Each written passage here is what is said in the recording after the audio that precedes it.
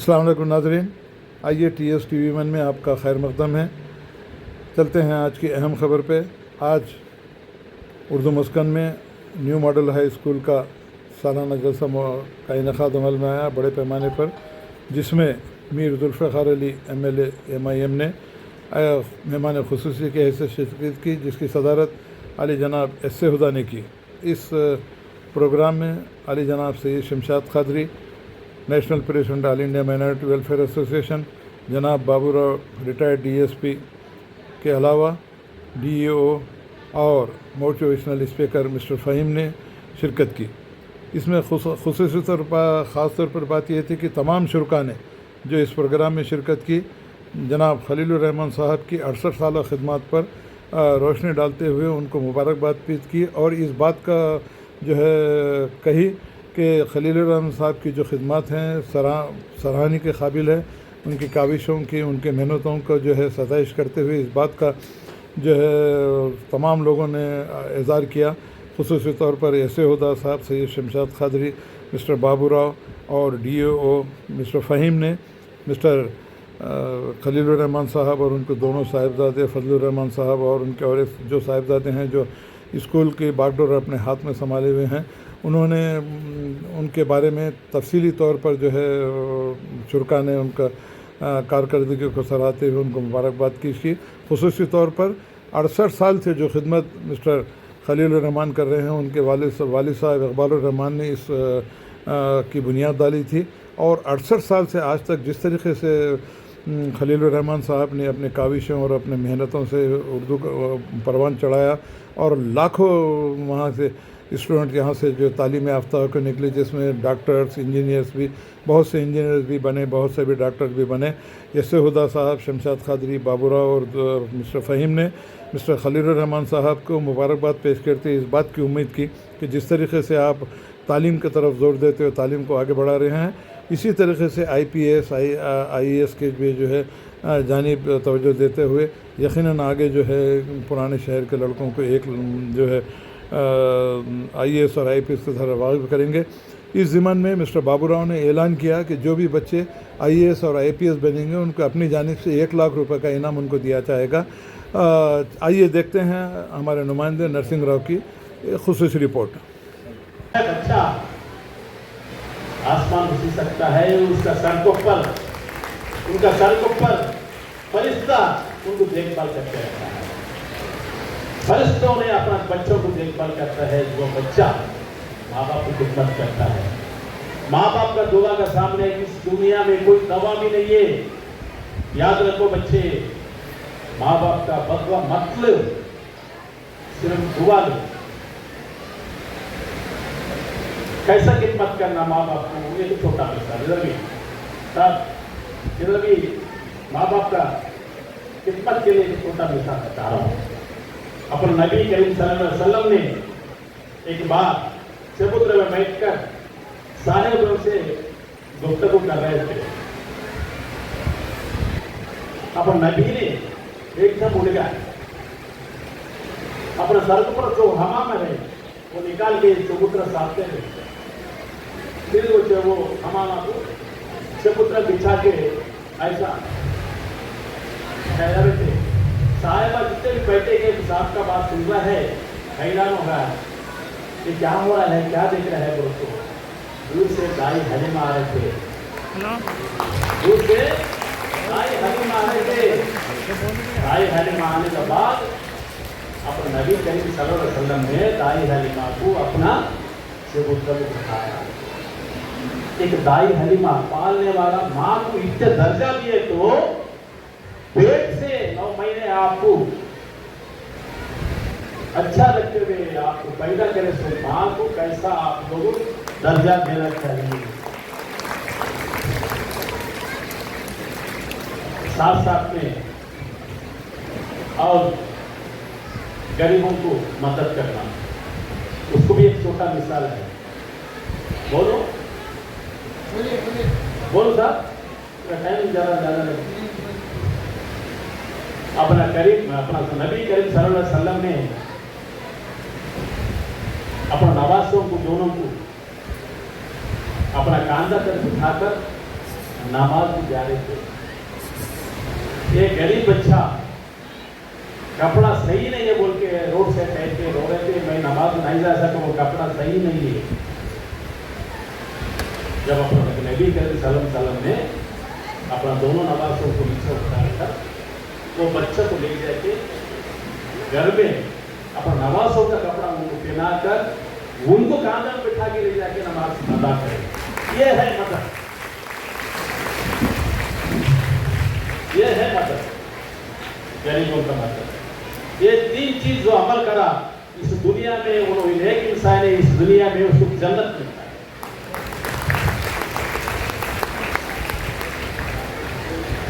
ये सारे चीज बच्चे अमल करना है तो माँ बाप का जिम्मेदारी क्या है? माँ का गोद ही पहली मदरसा है। माँ का गोद में जो परवरिश होता है, जो बच्चा मरे दम तक भी उसको याद रखता है, मरे दम तक भी उसको याद रखता है, अमल करता है, मिसाल बनकर दूसरों के लिए रहता है। इसलिए माँ अच्छा परवरिश देते बोल के माँ का कदमों के नीचे जन्नत को अल्लाह ताला मुकर्रर किया। औरत के कदमों के नीचे नहीं बोला, ये याद रखिए, औरत का कदमों के नीचे नहीं बोला, माँ का कदमों के नीचे जन्नत को रखा। ये याद रखते हुए माँ बच्चों को सही परवरिश करती। आज का जमाना बदल गया, मैं आप लोगों को उंगली नहीं कर रहा हूं। थोड़ा माँ ऐसा है बच्चों को हाल में छोड़ कर है, ब्यूटी पार्लर जा रहा है, अपना अपना जो शौक है वो कर ले रहा है। माफ करना, थोड़ा मामलों के बारे में सबसे नहीं बोलूंगी, या वाला नहीं है, मगर आप लोग जाके बाजू वालों को आपके नजर में आए से उनको सुना दीजिए। इसका भी एक मिसाल है। बोलो साहब, अल्लाह ताला ने जिब्राइल सलाम को बुलाकर फलाना गांव को जाके जरा दो बोले। जिब्राइल सलाम गांव गया, गांव को जाने से पहले दूर से कुरान शरीफ पढ़ते हुए आवाज आया उनकी। गांव जाने बाद हरामी से पूछा ये आदमी कौन है? अरे साहब, ये आदमी 24 घंटा कुरान शरीफ तिलावत करते रहता है, तिलावत करते रहता है, तिलावत करते रहता है। ये सुनकर हैरान हो गया जिब्राइल सलाम। फिर वापस गए अल्लाह ताला के ने जो वाल सुना अल्लाह ताला ने सुनाया। अल्लाह ताला ने ये बोला जला दो, मेरा हुक्म है, जाके गांव को जला दो। क्या करना पड़ता? अल्लाह ताला का हुक्म सुनना ही पड़ता। लेकिन जिब्राइल सलाम गया, गांव को जला दिया। मगर दिल में एक छोट है। फिर वापस आने के बाद अल्लाह ताला से ये सवाल करा, या अल्लाह मेरा हाथ से बहुत गलती करना लगा है, इसका राज क्या है? अल्लाह ताला ने ये बोला, मैं कुरान शरीफ दुनिया में भिजाया, खुद को पढ़ के जन्नत होने के नहीं, पढ़ के सबको सुनाकर इसको अमल करने के लिए मैं भिजाना, अकेले नहीं भिजाया गया। इसका मतलब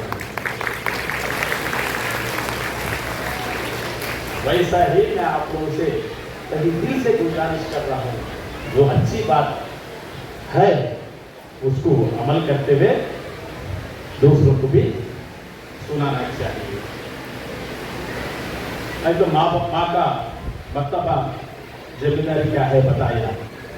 बाबा की भी जिम्मेदारी, बाबा की जिम्मेदारी है। माँ जो 24 घंटा घर में रहते हैं, बच्चों का खाना पीना पढ़ाई गिरा वहां देखते हैं। अली जनाब ऐसे उमर साहब, farmer BJP government of Telangana, जनाब बाबूराव साहब, खलीलुर रहमान साहब, फजलुर रहमान साहब, फहीम साहब, नाज़रीन जलसा, नौजवानान मिल्लत, अस्सलामु अलैकुम व रहमतुल्लाहि व बरकातुहू। सबसे पहले तो मैं आपका ज़्यादा वक्त इसलिए लेना नहीं चाहूँगा कि बाबूराव साहब की जो ईमान अफरोज तकरीर थी, उसके साथ साथ वहीद साहब ने जिस अंदाज में आपके सामने तकरीर की और जिस अंदाज में आपके सामने बयान किया, मुझे अब कहने के लिए कुछ बात नहीं है। मैं सिर्फ एक चंद बातें आपसे कहते हुए मैं आपसे रुखसत होऊंगा। मैं खास तौर से बात कहना चाहूँगा कि जिस तरीके से बाबूराव साहब ने आपको हिदायत की है, आपको ताकीद की है, जिस तरीके से ईमान अफरोज उन्होंने अपना बयान आपके सामने रखा है, मैं समझता हूँ कि जितने वालिदीन हैं, जितने असातिज़ा हैं और जितने स्टूडेंट्स यहाँ पर हैं, उन सबको उनकी बातों पर अमल करते हुए इस बात का आपको सबूत देना है कि वाकई आप लोग समझ सूझबूझ रखते हैं। और नौजवानों से बात कहना चाहूँगा कि जिस तरीके से उन्होंने बात कही, माँ बाप की खिदमत और उस्ताद की जो है अहमियत को आपको समझना है। आने वाले दिनों में आप अपने उस्ताद के साथ साथ अपने माँ बाप की खिदमत करते हुए हिंदुस्तान का नाम रोशन करेंगे। उसी के साथ साथ मैं खलीलुर रहमान साहब को दिली मुबारकबाद पेश करना चाहता हूँ कि पिछले 68 साल से उन्होंने कंटिन्यूसली जो तालीम को आम किया है, मैं उनको और उनके दोनों साहिबजादों को सलाम करता हूँ, इस उम्मीद के साथ कि अल्लाह ताला आने वाले दिनों में इनको दिन दुनी रात दुनी तरक्की करे। और आपके यहाँ के बच्चे जिस तरीके से IPS जनाब बाबूराव साहब ने जो बात कही है, मुझे उम्मीद है कि खलीलुर रहमान साहब के इस मदरसे से IPS, IAS, IRS बहुत से बच्चे निकलेंगे। अल्लाह ताला से मेरी दुआ है। मैं दुआ करता हूँ कि खलीलुर रहमान और खास तौर से वो 1 लाख रुपए ग्रांट पावर होते जा रहे हैं। मैं नौजवानों से बात करूंगा कि वो 1 लाख रुपए को ज़ाया होने से बचाइए और वो 1 लाख रुपए हासिल करने के लिए IPS, IAS की ट्रेनिंग लीजिए। मैं खलीलुर रहमान साहब से खास तौर से बात करना चाहूँगा कि अल्लाह ताला आपको दिन दुनी रात दुनी तरक्की दे और आपका नाम सारे हिंदुस्तान में रोशन करे। खुदा हाफिज़। पहले तो मैं अल्लाह सुब्हानहू व तआला का शुक्रगुजार हूँ। Apart from that, I just want to say big thank you to Khalilur Rahman sir, because of Khalilur Rahman sir I have come here. Thank you so much Khalilur Rahman sir, and a special thanks to all the respected dignitaries who have come. I just want to tell them, you know, the dignitaries who are sitting here, they have taken out their prestigious time and they have come here. Their intention is, you can see Buddha sir. He is the former DGP of United Andhra. That means a person who's got a stature of Director General of Police is sitting on the dais. So give a lot of appreciation for Buddha sir. And special thank you to Babu Rao Garu sir, because such a great personality he is. I have seen him quite a number of times. Every time he wants to give maximum knowledge to youngsters. Thank you so much, Babu Rao sir. Sir is an IPS, sir is a retired DCP. Thank you, sir. Apart from that, All India Minorities Welfare President, Janab Shamshad Qadri sir, such a great philanthropist. I have seen him doing such a great work for the entire community, for entire India. Thank you so much, Shamshad Qadri sir. Give a lot of appreciation. And special thank you to Deputy IOS sir, who has just come here. I just want to tell him, thank you sir, because of your presence we are quite thrilled. Thank you so much sir, Deputy Inspector of Schools sir. Thank you so much sir. And apart from that, all the respected young heartthrob, Khalilur Rahman sir's son, such a great dynamic personalities. Give a lot of appreciation for this young heartthrob handsome guys. Thank you so much. And apart from that, I just want to tell you, I just want to take 10 to 15 minutes. Inshallah, I will try to tell you why you are assembled here. Please understand one thing, that first what your school management has done, you've got to do something extraordinary for that. To start with, I just want to give an example. Trust me or not, I want to tell you, if you have dreams, how you can achieve your dreams. Dreams should be bigger than your life. Most of us, we've got dreams, but our dreams are not bigger than our life. I just want to give an example. I want 3 students to come on the dais, please. Fast, 3 boys. I just want to tell you what is dream. If you really want to have a dream, your dream should be bigger than your life. I want 3 boys to come on the dais. 3 boys, fast. RS, 3 other boys, no problem. 3 boys, fast. I want to tell you why I am giving this example. I want to tell you, 3 points. Why I want to give this example is because you should know, if your dreams are bigger than your life, then you are going to achieve. Now all the students who are here, three boys, yeah. All the students who are here, they've got dreams. Parents who are here, they've got dreams. But where we are going wrong, I will tell you. The difference between general and specific. What is that? I will explain you. No, 3 boys are here. I'm just giving an example. मैं आपको example दे रहा हूँ. आपका नाम? शेख मोहम्मद अल्तमश। सही सरफराज मोहम्मद अबू रेहान। अब देखिए आप लोग, फॉर ए सेकंड आप अपने आप को ये कंसीडर करो, आप एक बिल्डिंग हो, क्या हो? और आप जो हो ब्रिज हो, ब्रिज, और आप बिल्डिंग। ये ब्रिज जो है, ये शेकी ब्रिज है। Shaky bridge in the sense, कभी भी ये ब्रिज गिर सकती है। मान लीजिए अगर ये बंदा यहां जाता है तो ब्रिज गिर जाएगी, गॉट इट? जान भी जा सकती है। अब मैं आपको एग्जांपल दे रहा हूं, आपको पता है कि ये ब्रिज कभी भी गिर सकती है। मैं आपको 50 लाख रुपए दिया, देखिए ये कहा आप ये ब्रिज से होके वो बिल्डिंग जाइए, क्या आप जाओगे? 50 lakhs, 1 crore? Sure? आप देखिए 1 crore is a big amount, but he said I don't want to go. मुझे नहीं चाहिए आपके 1 crore। क्यों? क्योंकि यहाँ जान बहुत ज्यादा अहमियत है। Got the point? अब आप देखिए, आप यहाँ पे ठहरे हो, मैं आपसे बात कर रहा हूं, ऑल ऑफ ए सडन आपके छोटे भाई यहां ब्रिज में फंस गए, क्या करोगे? I will go and help. I will go and help. देखिए आप, ये जज्बा देखिए, ये क्यों आया? ये इसलिए आया, उनको पता है मेरी जान से ज्यादा मेरे भाई की जान इंपॉर्टेंट है। Got it? अब आप एग्जाम्पल देखिए, जब आपके dreams, when your dreams are bigger than your life, जब आपके ख्वाब आपकी जिंदगी से ज्यादा ऊंचे रहते हैं, तब आप सक्सेसफुल होंगे। थैंक यू सो मच, इसके लिए एग्जांपल दिया। Thank you, hope you understood. Look, first and foremost thing, if you really want to be successful in this world and of the world, one word is quite important. That word is commitment. ज़बान की अहमियत, हम commitment की respect नहीं करते हैं। When you are honest with your commitment, you are going to be successful. आप सोचते होंगे, एक छोटा एग्जाम्पल दे रहा हूं, बुरा मत मानिए। देखिए, बच्चा स्कूल जा रहा है, माँ बाप जो है उतनी मेहनत से फीस पे करते हैं, बट जब आप फीस ऑन टाइम पे करते हो तो मैं आपको बताता हूं इसके फायदे क्या होते हैं। एक तो बच्चा कॉन्फिडेंट होता है, एक तो टीचर कॉन्फिडेंट होता है, एक तो मैनेजमेंट के जो खर्चे होते हैं वो चलते हैं। आप ये मत सोचिए कि फहीम सर आपको खलील सर बुलाए इसकी वजह से आप ये बात कर रहे हैं, बिल्कुल नहीं। मैं खौफ खुदा रख के बात कर रहा हूँ। आप हमेशा ये सोचिए कमिटमेंट करेंगे। कमिटमेंट से फायदे क्या होते हैं? बच्चे को कॉन्फिडेंस होता है। एजुकेशन काफ़ी लंबी लिस्ट है, उसमें गेस्ट जो आएंगे आपसे बात करेंगे, मुखातिब होंगे। मैं खलील साहब को बोला था, और हर बार ही करते हैं, कोई नई चीज़ नहीं है, हर फंक्शन में उनके लंबी गेस्टिंग करते हैं। एक्सेप्ट खाना रहमान में जब आपके स्कूल गए थे तो मैं और खलील साहब थे वहाँ पे, मैं बोला था यार इतनी लंबी लिस्ट रखती और बोले तो अपने दोस्त हैं, बिल्कुल सही। बिकॉज खलील साहब जो हैं न सिर्फ अपना स्कूल चलाते हैं और काफ़ी अदालतों से जुड़े हुए हैं जो एजुकेशन पे काम करते हैं, जैसे all India Muslim education society है, एक ऑर्गेनाइजेशन है कौमी confederation of minority education institutions है, एक ऑर्गेनाइजेशन है any association of minority education institutions हैं।